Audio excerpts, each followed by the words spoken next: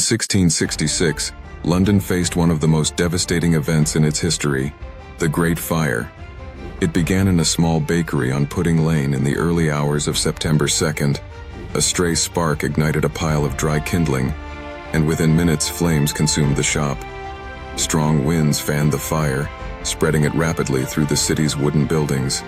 Londoners panicked as the inferno engulfed homes, churches, and businesses. Over 4 days, the fire destroyed 13,000 houses, 87 churches, and the iconic St. Paul's Cathedral. Yet, miraculously, only a few lives were lost.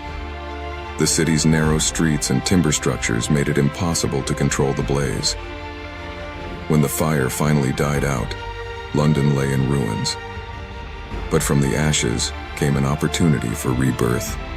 Visionary architects like Christopher Wren designed a new St. Paul's Cathedral and helped reshape the city with wider streets and brick buildings to prevent future disasters.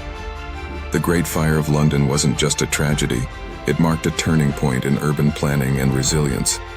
Today, it's remembered not only for its destruction, but also for the way it transformed London into the city we know today.